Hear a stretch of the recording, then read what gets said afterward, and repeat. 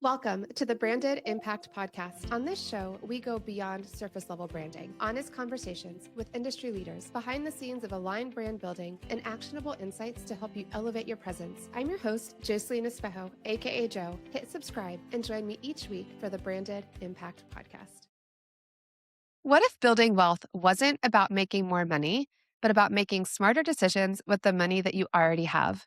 So many entrepreneurs work tirelessly to grow their business, yet still feel stressed about their finances, stuck in debt, or unsure how to build lasting wealth.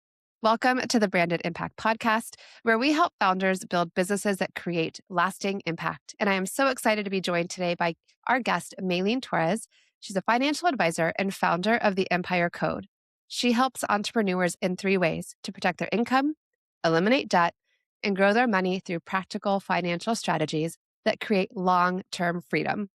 So if you've ever wondered how to build a business that not only generates revenue, but also creates real wealth, this conversation is for you. Mayline, welcome so much to the Branded Impact. I'm so excited to have you today. Thank you for having me. I'm so excited to be here. Amazing. And I love that we met. And this is something that I know you and I are both working on, is getting in the right rooms and the impact that surrounding yourself with women who are ambitiously pursuing an impact in their life is. But I would love to know, how did the Empire Code start?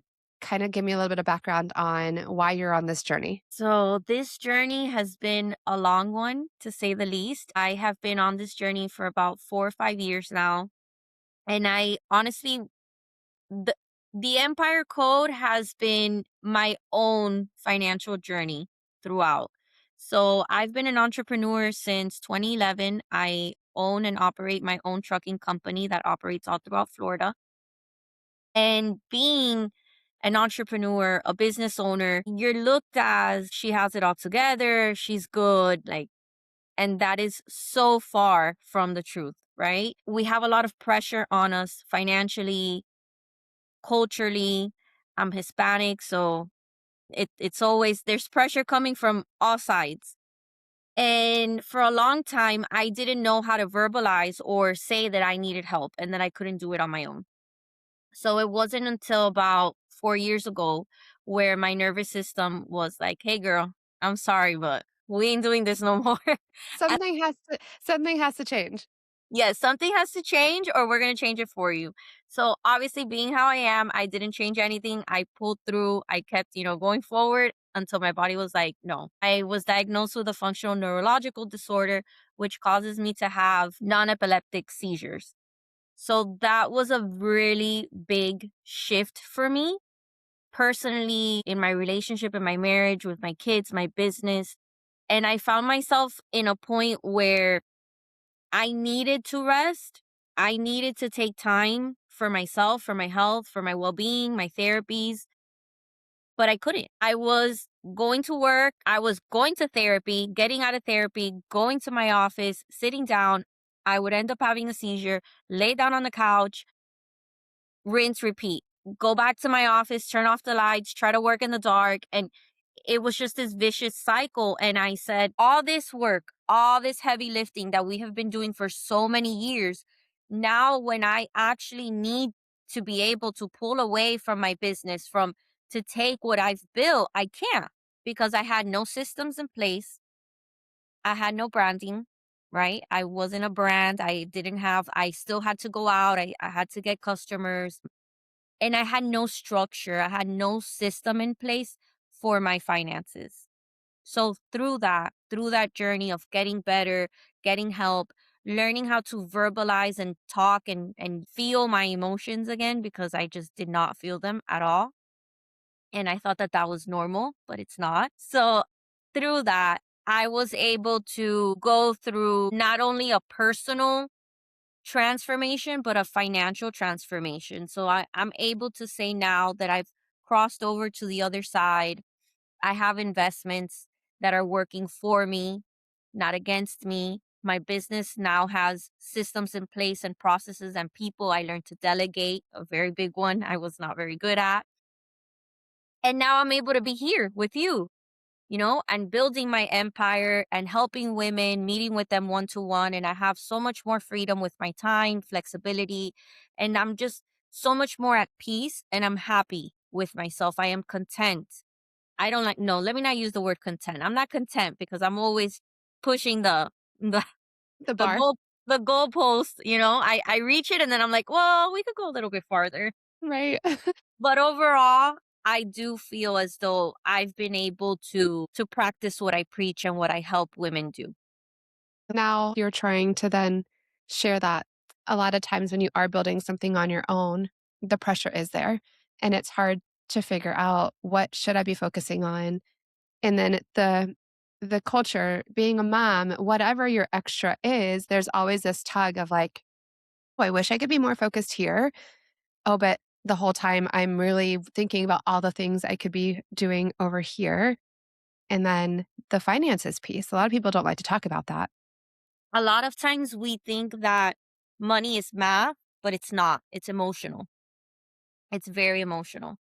So sometimes you might look at somebody's finances and you're like, okay, they should fix this and this and this, or, this product or this service. But if you don't talk to the individual, if you don't really get to know the person that you're working with and understand what their actual pain points, what they are fearful of, what they're really trying to accomplish, yes, you can offer them all the products in the world, but it's like putting a band-aid over, something that needs stitches.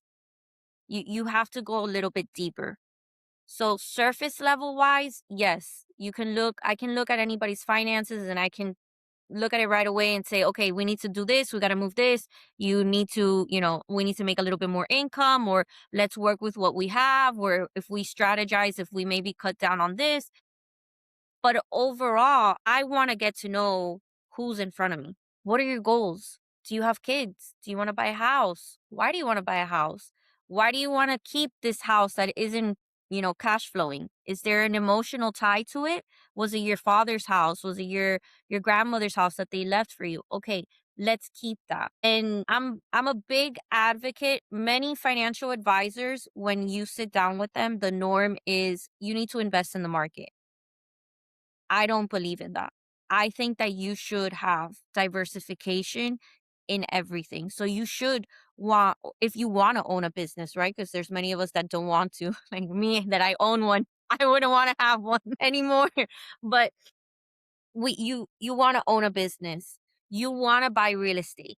You want to invest in the market. Why not do all of them? But we have to understand what our strategy really is. So I'll give you an example. When we were going through this financial journey, I we had saved a significant amount of money. I hadn't told my husband how much I had saved. So it was about over $1 million. And when I told him, obviously he almost had a heart attack. He was like, "What did you do? Where did this come from?" I showed him, like, this is what I have done over all this time. This is how I was able to save up all this money. And automatically we're like, we need to invest. And the first thing that comes to your mind when you think about investing to anybody is we have to buy real estate. So we went and bought real estate, a lot of it. And now looking back, or now where I'm at now, I'm selling the real estate because strategy wise, the real estate right now is not going to get me to my financial objectives as quickly as me investing in the market. That does not mean that up to now, that real estate that we bought, that portfolio of real estate hasn't helped in other ways. It's appreciated. We've taken depreciation on it because I have a business. I do have, profits that I want to counter or not pay so many taxes. There has been incentives, benefits to having that portfolio. But overall, is it really meeting my goal of getting me to be able to be financially free in 4 years? No. If I pivot and I do it this way, I'm going to get there in 4 years or less. Interesting. So it's about how you look at things and how you're able to understand what each tool is for. And I think that that's something that we're lacking a lot in education, financial education in schools with our children, teenagers, younger adults, our age, even 50, 60-year olds, because I sit with them one to one and there is no financial education. That's why conversating and getting to know the individual, providing them value, that's what's important. Before I ever sit, I'm like, let's do an IRA, sweetie. What you need is an IRA. No, I no. think it depends. Well, and it's interesting because you can talk about the same, and I guess strategy really applies no matter what field you're looking in. I am a very big believer in diversification as well because you can't have all of your eggs in one basket. So shift the conversation a little bit for me with branding, strategy. When you look back, you mentioned you started doing a pivot and you realized you didn't have a brand, you didn't have a strategy, you didn't have systems in place. And so you built an empire. You had a very successful business, it sounds like, if you were able to squirrel away $1 million on the back end, right? Savings. Looking back now, what do you wish you would have done sooner? And how do they tie in together? So very early on when I went through this transformation, I sat my husband down and I told him, I need to brand myself. And he was like, what the hell does that even mean? Like, what are you talking about? Another project, Mayline? Really? That's what you need right now? And I'm like, no, I know that I need to brand myself. I know that right now social media is going somewhere that it's just going to continue to grow and grow and grow. And that's going to be the it. Like that's what we are moving towards. Technology is not going to go away. It's just going to continue to expand and elaborate. And we're just you have to conform one way or the other, or you're going to get left behind. So I knew social media was a thing. I knew I needed to brand myself. And then I also knew that there was a vast or ample amount of people that were coming to me for different things, whether it was to help them to make a decision to buy or to sell, to make a decision as to does my daughter go to college out of state or should I put her in a community college? All these range of different things and decisions that people trusted my opinion with, my advice, that they were coming to me, right? There was an opportunity there that I was missing. And I knew it needed to connect with social media, with branding, and then figure it out along the way somehow, right? Because that's always my model, just figure it out. I think that branding, I needed to have really invested in branding myself so long ago versus really 2 years ago is when I concentrated on branding and I started working with a team and I really got very hot and heavy in branding, social media, authority online, just building out a brand that people trust and relate. Like we are our own brands in everything that we do. So I knew that I had trust. I already had authority in what I was doing, in what I had already built. So I needed to use that as a foundation to continue to build beyond that. So that's what it was for me, that I'm the brand. I'm the one leading this movement. So how do I actually do that, right? How do I put this together? I know I have a vision, but I need somebody to help me with the vision. So you started creating content, right? So now you're creating videos, you're doing photos, you're showing up consistently.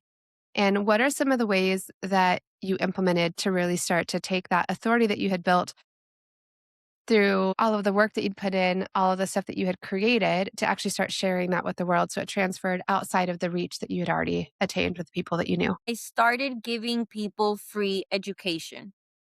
I just started giving free content. On every month I would write down all the different things that people would come to me naturally to ask me about, or things that were going on in my life, problems that had presented themselves, how I had worked through them, things that I had uncovered on my own because of my day to day with my business, my life, my kids. And then I just started sharing that. I built content around that and a lot of people related to it. One of the things was my own personal journey with my health. About I didn't talk, I didn't verbalize my emotions. I was scared to talk. I was embarrassed. I felt ashamed to say that yes, I had built this great business. I had all this money. I had, properties, all these things, but I still didn't know what the hell I was doing. That was very, very difficult for me. And the moment that I just let the drape fall and I was honest with my audience and I shared that with them, everybody just came flooding in of, I feel the same way. I relate to you. Thank you so much for sharing with that. I feel more comfortable now letting people know that I have this disorder or that I'm struggling with this or that I have depression or that I have anxiety. All of these different topics. Just because I felt comfortable or not one, yes, comfortable, but I allowed myself, I gave myself the opportunity to just talk, just speak and share with people. And I think people love to hear the authenticity and what's really going on behind the scenes versus people only wanting to share what somebody thinks that they want to hear. And I think that's the beauty of you getting to build your own brand is you get to decide what information you're sharing. It's having the courage and the strength and knowing that you have a voice, that you have something to share and people want to see that journey. So what does your journey look like? And are you willing to share what that path is? And then you are so passionate about wanting to make an impact. That's also for me, I think the key to a brand is you really are going to be very limited on who you help if you stay a secret. So if you're not getting out there and sharing who you are and what you're willing to do and what you're able to help with and you're stuck hiding behind your business or hiding behind whatever you want to call it, the product, the service, the whatnot, and not letting the world know who you are, then you're limiting how much impact you can have. Because look, you opened up and then I'm sure it gave other people permission to start to do the same. And then it opened up this world for you where people were like, wow, I feel like I really know you. And now I trust you. And now I want to come and talk to you about a very vulnerable thing. Finances is hard for a lot of people to talk about. That's something that, not everyone wants to open up about Yes, what's it going is. on, behind closed doors with the bank account, with all those things. And, I share a similar thing in the sense of people are very scared to be on camera. And then it's that people are honestly sometimes really afraid to show people who they are and what we're creating. And it's probably something similar for you. And I loved how you said when you start your process, yes, there is, I'm sure, strategy. You hinted at some of it. It's like, okay, well, can we look at where we can cut costs? Can we look at where we can increase revenue? Can we look to make sure that there's more coming in than going out? Like, those are all financial strategies, but there's a deeper piece to it. And it comes down to the mindset. Exactly. You have to understand what are your thoughts and your beliefs around money to then be able to truly make an impact. And I think it's the same even with branding. You have to truly understand what are your thoughts and beliefs around who you are and who you're trying to serve so that you can get out there and show who you are to the world. Now, branding, you decided to personal brand yourself. This is something that you've been working on. I know from conversation prior that you actually set aside time every month to create content and Yes. you work with a professional crew to create content. And what is the benefit for you on that side? Is it what's been helpful to knowing you have a set time and a set place and then somebody that you're working with to do this? It just, for me personally, it takes off so much from my plate. So I know that just once a month, really two, because we pick one day to shoot and we batch shoot a lot of content in one day. I'm talking about we start probably at maybe 11 or 12 in the afternoon and I finish about 6 or 7 o'clock.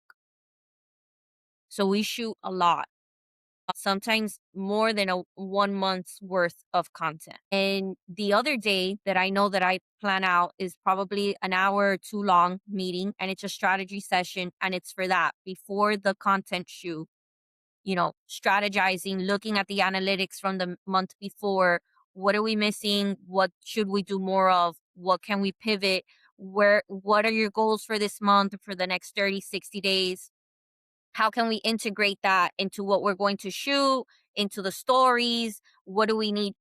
Obviously, I have tasks. So I have things that I still need to do. So I have to record myself when I'm doing something at home. I need organic footage. So I have to put some effort too throughout my day, but it takes off that heavy lifting of, oh my God, I'm on a podcast right now. Let me set up the tripod and record myself. And no, like I'll take a quick little clip here, there, and we plug it into all these different things or all the other ideas that we might have going on for the month or in the next 60 days. It's just so much easier to do it that way.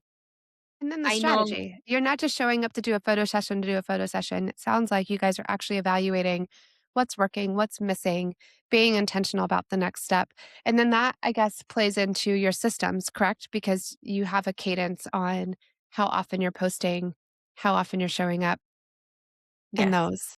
So when you think about the systems that you're doing with your business, you mentioned earlier too that you realized your business didn't have systems. It comes into branding, but do you find that that also kind of weaves into your client experience, your operations at all?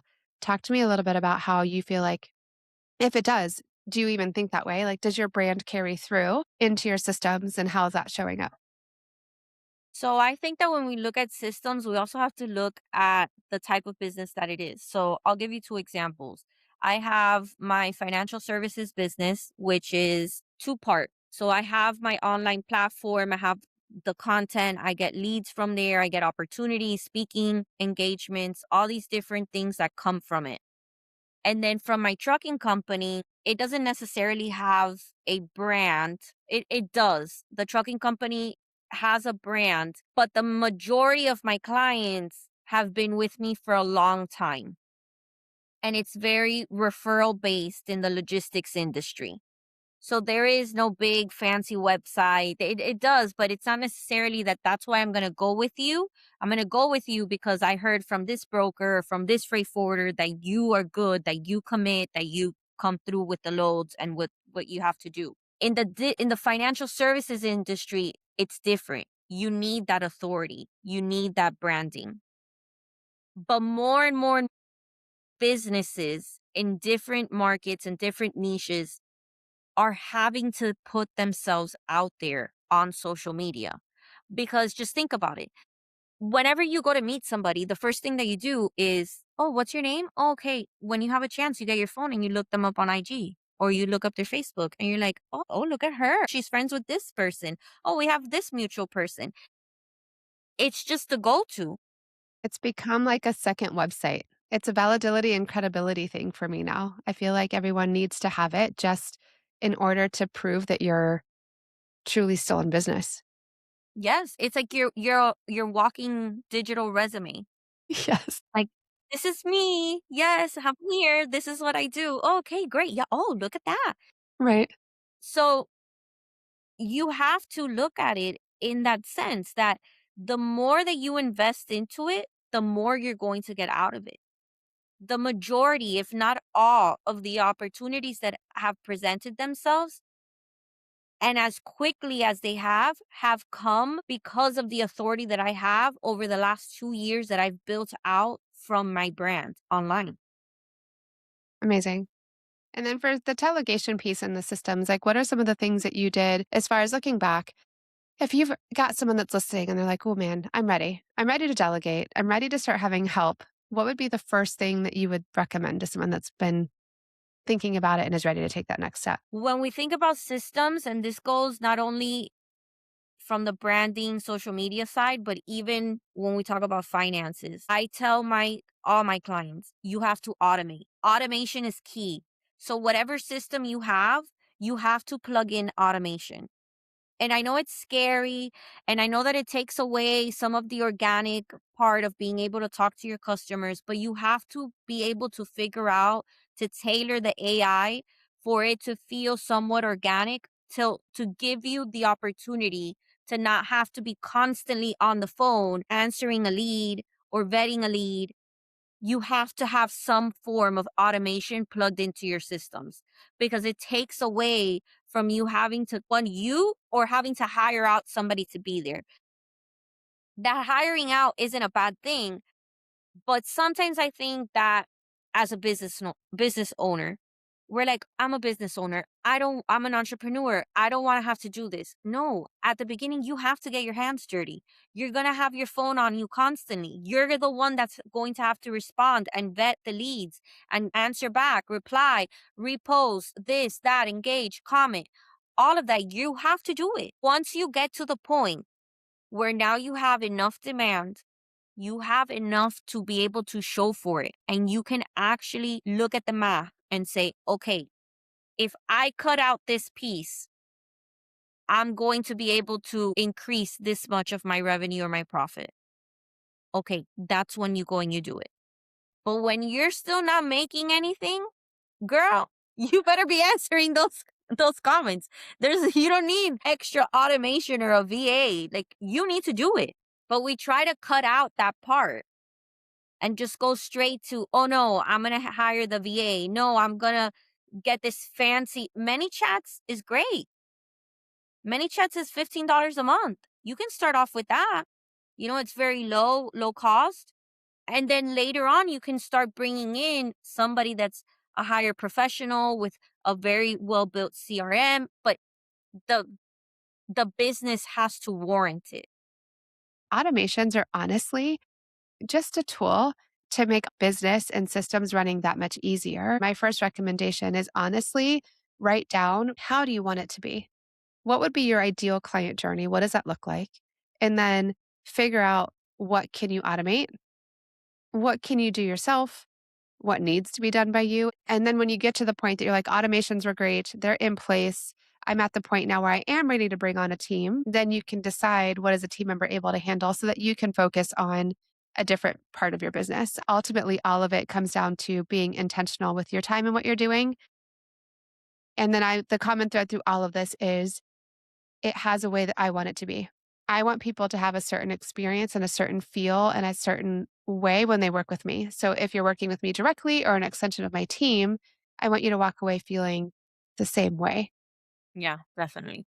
So as you're looking forward, what do you see yourself focusing on in the next 6 months to a year? I'm really building out my team. I am building my financial services company and my agency. So I'm really looking forward to continuing to collaborate, to meet new people, to network, to go out to businesses, anybody that has any type of community. I do these financial wellness workshops. They're completely complimentary. They're about 45 minutes long. And I focus on how money works, financial principles, and just focused on giving education to people so they can make informed decisions moving forward.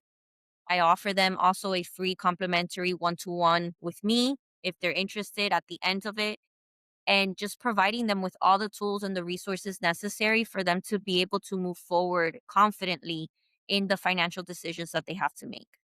So that's what I'm doing right now in terms of building, right? And just looking for other like-minded professionals that want to add a financial services division to whatever they have existing. It's not necessarily building something new, but adding an additional income stream or lane to what they're already doing. I love that you're looking at adding an additional revenue stream, but really what you're doing is increasing how you're supporting clients. And I think that's something that I already had started doing myself. I went from being just photos and video to realizing my clients needed more. Can I help you brand through your client experience? Can I help you with automating and websites? I went from a one time transaction, maybe 3 to 4 times if they did a subscription, to realizing two things: my clients needed more. They Hmm. needed more help. It wasn't enough. I was literally handing my clients assets and then being like, best of luck. The same thing that sometimes happen with real estate agents, right? It's like they hand you this gigantic asset and then it's like, well, wishing you the best. So now you're saying, yeah. So now you're saying you've got a way that you can help them become a more trusted resource and make a bigger impact than just that one transaction or possibly two. Are there any other areas that you're finding that alignment with it being an additional source of revenue for somebody? Joe, it's honestly anybody with a community, anybody with a market. Financial services relates to every aspect. Money is interrelated to everything that we do.